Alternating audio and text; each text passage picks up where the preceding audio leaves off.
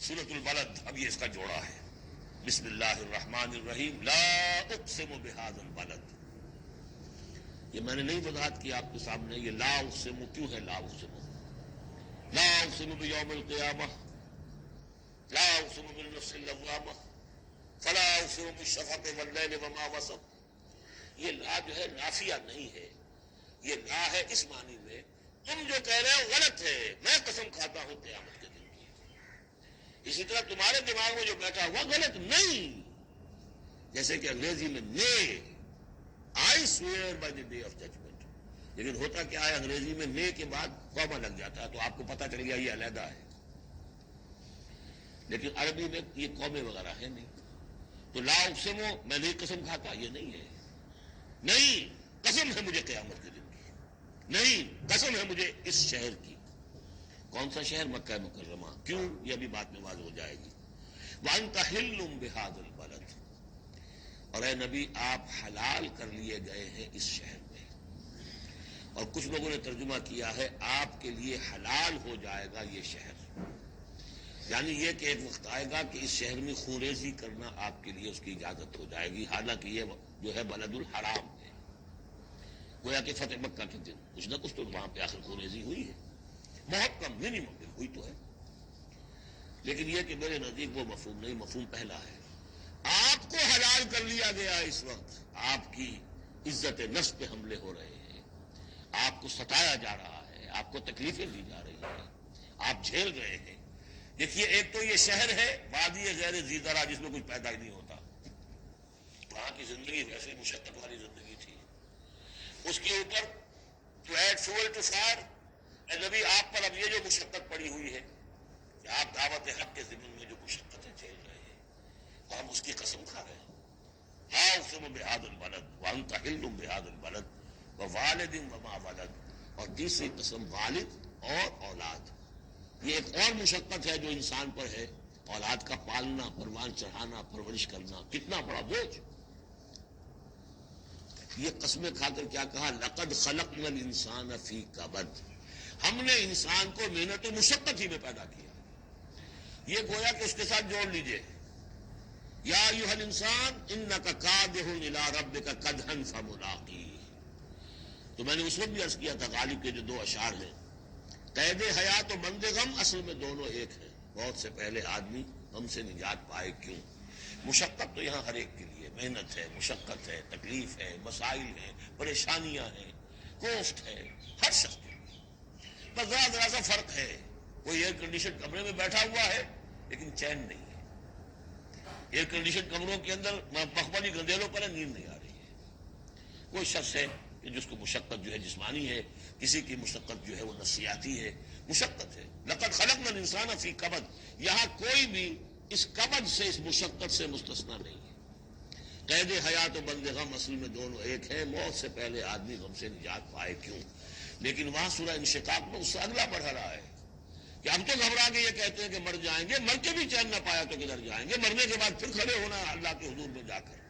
فملاقی یا ایھا الانسان انک کادح الی ربک کدحا فملاقیہ فاما من اوتی کتابہ بیمینہ. اب یہ وہاں پر مسئلہ ہو جائے گا. تو انسان کے لیے مشقت اور محنت جو ہے یہ اس کا مقدر ہے. ووالد وما ولد لقد خلقنا الانسان فی کبد ایحسب ان لن یقدر علیہ احد. اس محنت و مشقت میں جو انسان پڑے ہوئے ہیں ان کے تمرد کا حال دیکھو. ابو جہل کو دیکھو اکڑا ہوا ہے. اگر ان کے لیے دنیا میں آسانیاں ہوتی تو یہ کیا کرتے، کیا ستم ڈھاتے، کیا بغاوتیں کرتے. کیا انسان یہ سمجھتا ہے کہ اس کے اوپر کوئی قابو نہیں پائے گا؟ یقول اہلکت مالا لبدا. یہ اب ان کا کلچر ہے. بڑے فخر سے کہتا ہے میں نے تو بڑا ڈھیروں مال جو ہے شیخی مارتا ہے، میں نے ہلاک کر دیا، میں نے کھانے کھلائے، غریبوں کو کھلائے. یہ بھی ان کی مسابقت رہتی تھی. ان میں جو لوگ تھے، اب ابو جہل کا بھی قول یہی ہے نا. جب اس سے پوچھا گیا کہ کیا تمہارے خیال میں محمد جھوٹے صلی اللہ علیہ وسلم، نے کہا نہیں ان کا بھی جھوٹ نہیں بولا. پھر تم کیوں نہیں ان پر ایمان لاتے؟ بھائی بات یہ ہے ہمارا ان کا مقابلہ تھا، بنو ہاشم کا اور ہمارے خاندان کا. انہوں نے کھانے کھلائے، ہم نے ان سے بڑھ کر کھلائے. انہوں نے غور خدمت کی، حجاج کی، ہم نے ان سے بڑھ کر کی. ابھی تک تو ہم کندھے سے کندھا جوڑے چلے آ رہے ہیں.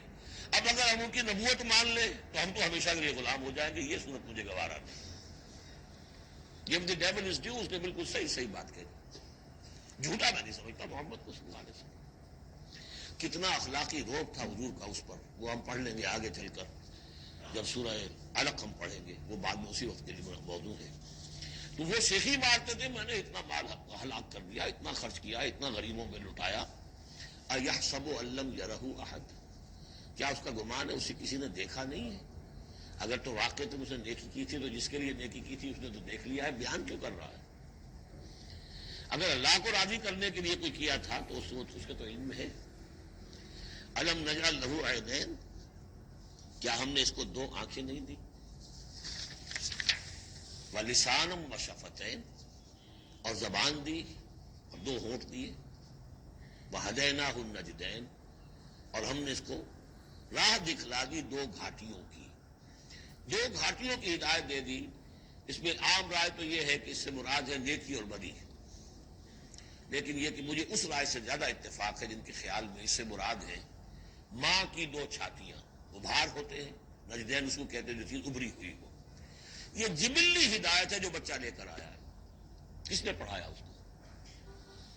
کس نے یہ سکھایا ہے اس کو کہ جاؤ چوسو اور تمہارے اندر دودھ آ جائے گا، تمہیں جو ہے غذا مل جائے گی؟ یہ ہدایت ہے اللہ کی، وہ میں نے اس کہتے جبلی ہدایت، الذی خلق فسوی والذی قدر فہدی، یہ ہدایت تو لے کے آیا بچہ، اسے معلوم میری غذا کہاں ہے۔ اس کی ماں میں، اس کے منہ میں جاتا ہے ماں کا دودھ اور وہ اس کو چوستا ہے اور پیتا ہے، کہیں سے سیکھ کر آیا ہے، کوئی ٹریننگ اس کو دی گئی۔ وَهَدَيْنَاهُ النَّجْدَيْنِ، بہرحال دونوں معنی آپ ذہن میں رکھیے۔ فَلَقْتَحَمَ الْعَقَبَةَ، لیکن وہ گھاٹی کو عبور نہ کر سکا۔ گھاٹی کون سی ہے بھائی؟ وَمَا أَدْرَاكَ مَا الْعَقَبَةُ، جانتے ہو وہ گھاٹی کون سی ہے؟ فَكُّ رَقَبَةٍ، کسی گردن کا چھڑا دینا، آزاد کر دینا، کسی غلام کو آزاد کرا دینا اپنا مال خرچ کر کے، یا کسی مقروض کا قرضہ ادا کر دینا اپنے مال سے، او اطعام فی یوم ذی مسغبہ، یا کھانا کھلا دینا بھوک کے دن جبکہ اپنے بھی لاڈے پڑے ہوئے ہو، قحط کا عالم ہو، اور آدمی کو نظر آ رہا ہو کہ میرا اپنا سٹور بھی جو ہے گندم کا ختم ہو رہا ہے، پھر بھی کھانا کھلائے بھوکے کو۔ یتیماً ذا مقربۃ، اس یتیم کو کہ جو قرابت دار بھی ہے، بھتیجا ہے، بھانجا ہے، اور مسکیناً ذا متربہ، یا وہ محتاج جو مٹی میں رل رہا ہے۔ ثم كان من الذين آمنوا وتواصوا بالصبر وتواصوا بالمرحمہ۔ دیکھیے یہ ہے وہ فلسفہ جو سورہ حدید میں آیا تھا، اب اچھی طرح سمجھ لیجئے۔ اس میں سے انسان کا اس گھاٹی میں سے نکل جائے گا تو آگے رستہ صاف ہے۔ وہ اصل جو بریک لگا ہوا ہے وہ مال کی محبت کا ہے، اس کو کھولو گے پھر گاڑی چلاؤ، چلے گی گاڑی۔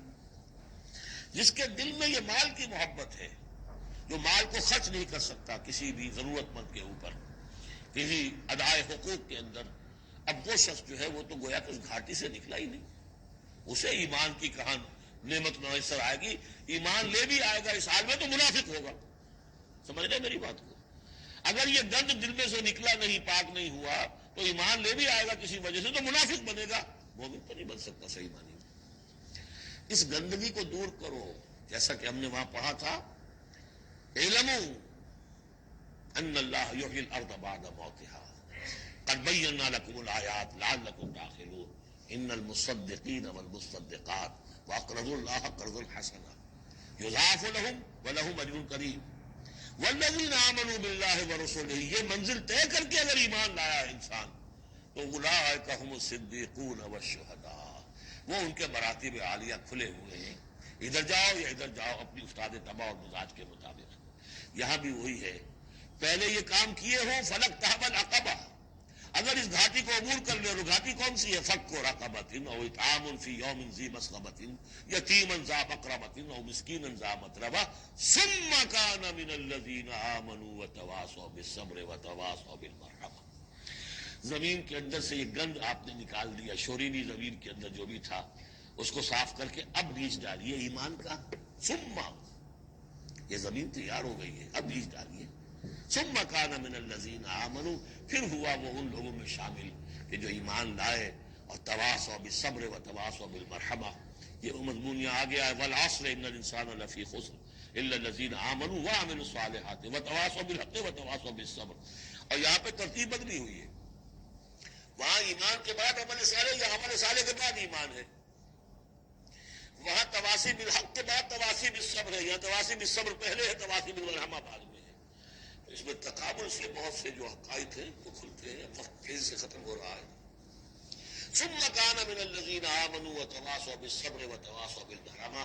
اگر اس گھاٹی کو عبور کر کے آدمی آئے اور پھر وہ ایمان لانے والوں میں شامل ہو تو پھر اس کا معاملہ اولئک هم الصدیقون والشهداء عند ربهم اولئک اصحاب المیمنہ. یہ ہوں گے میمنہ والے، داہنے والے.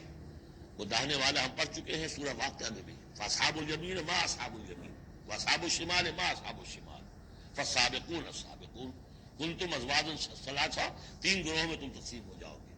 پھر یہ بھی ہو سکتا ہے ان کو جو اعمال نامے دیے جائیں گے داہنے ہاتھ میں دیے جائیں گے، ان کو جو اعمال نامے تھمائے جائیں گے وہ بائیں ہاتھ میں تھمائے جائیں گے.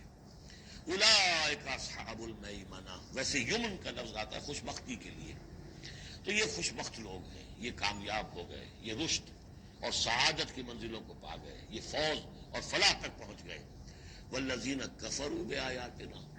اور جو لوگ ہماری آیات کا انکار کریں گے ہم اصحاب المشأمہ.